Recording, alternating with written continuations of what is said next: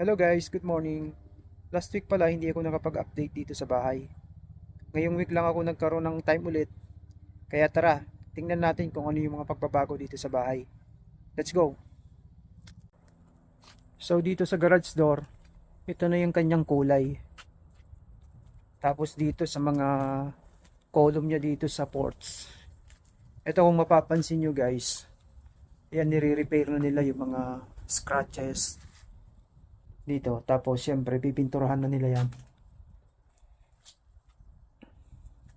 Dito pala, naikabit na nila itong doorbell. So, yan yung itsura guys ng doorbell. Tapos ito yung kanyang door lock. Yan, mayroong code dito sa door lock set niya.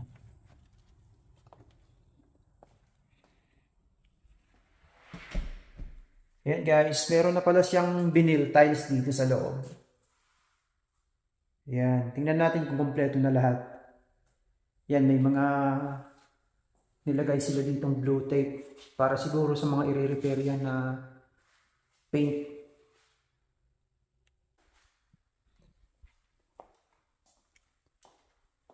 So dito sa wall dito ganun din.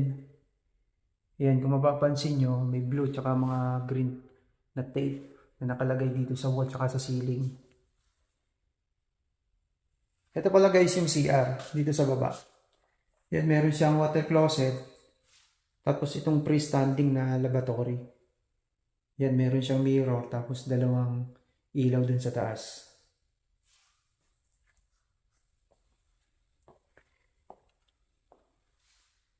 So ito yung living room. Tapos dito tayo sa kitchen. So maliwalas na siyang tingnan guys, no? Kasi malinis na dito sa loob. Yan, naikabit na nila itong microwave. Ito yung microwave. Tapos ito yung cooktop. Dito yung oven sa baba. Yan. So wala nang kalat guys dito sa loob.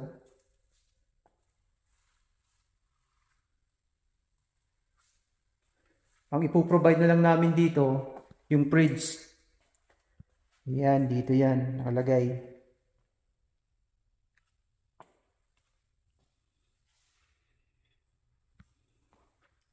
Dito naman tayo sa taas. So halos pala lahat ng flooring dito sa ground floor. Ayan, meron ng vinyl tiles. Naikabit na nila guys. Dito sa taas, dito sa hagdan meron ng carpet. Ito carpeted na siya guys. Ayan, mga for repair to, itong mga markings na to na nilagyan nila ng green tsaka blue tape.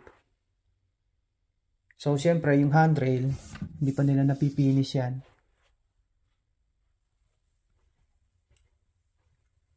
Ayan, may design pa yung carpet oh. Yan, siguro binacuum na nila yan. Tingnan natin kung kompleto na yung carpet sa mga kwarto. Yan, carpeted na dito sa unang kwarto. Tapos dito sa master's bedroom, carpeted na din. Yan, marami pang for repair. Dito naman tayo sa toilet. So, yan yung itsura guys ng lavatory. Ito yung lavatory countertop niya. White color. So, dito tayo dito sa bathtub. Yan. Meron bintana guys dyan. Yan yung view dito sa labas. Tapos yung shower niya, ito na guys. Nalagyan na nila ng yan, salamin. Kaya lang parang hindi pa nila na-fix kasi nandito pa yung rubber niya magiging. Maalog-alog pa.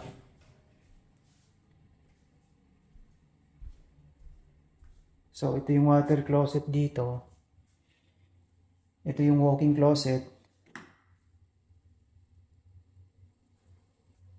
So, nilagyan nila ng design yung pagbabacuum nila dito sa carpet. Ayan, medyo malawak din tingnan yung walk-in closet.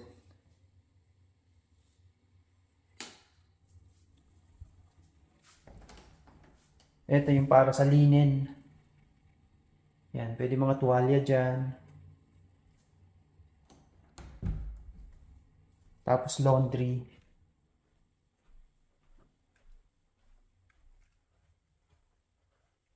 Dito tayo sa isang CR. So, yan na guys. Ito yung flooring niya dito, vinyl tiles. Yan, maganda na tingnan. Tingnan natin dito. So, ito pala yung sa laundry, no? Dito yung washer, tapos doon yung dryer. Ito yung laundry room. Yan, naka-vinyl tiles din siya. Ito yung pangatlong kwarto.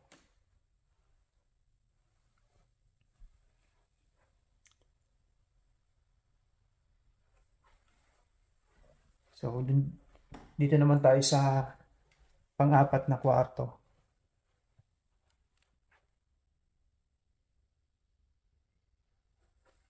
So, ito guys, maaliwalas ng tingnan yung bahay. Kasi wala nang kalat. Yan, ibabacuum na lang namin siguro to sa paglipat namin ulit.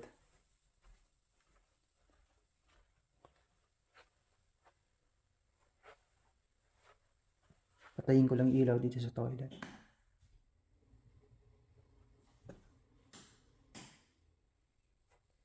So, dito pala guys, ang kulang na lang dito, yung blinds. Yan, lalagyan namin lahat ng window ng blinds. So, kami na pala yung magpo-provide niyan. So, tara, baba tayo dito sa ground floor.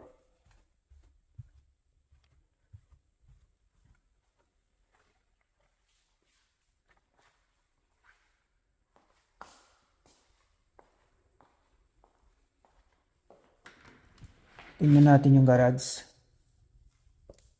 Ito yung garage. Yan, dito nila itinambak yung mga basura. Yan. So dito rough pa pala itong mga ito, oh. Yan. So yan na lang yung mga i-rectify nila dito.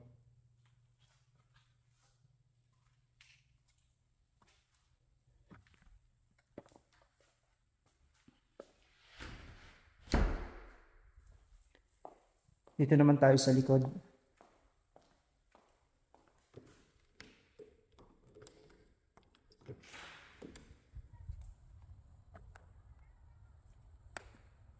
So yan guys yung view ng likod.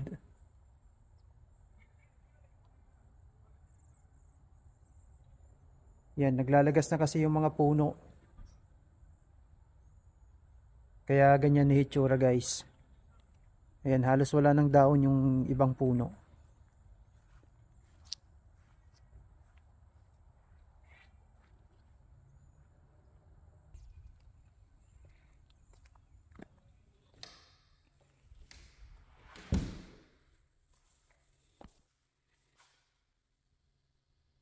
So, yun lang guys yung update sa week na to ulit, no? Yan, marami na silang naikabit dito sa bahay. Tapos, yung flooring, carpet, yun yung mga natapos nila. So, next week, balik tayo kung na-rectify na nila lahat ng mga kailangan pang i-rectify dito. Lalong-lalo na yung wall and ceiling. So, yun lang guys. Thank you.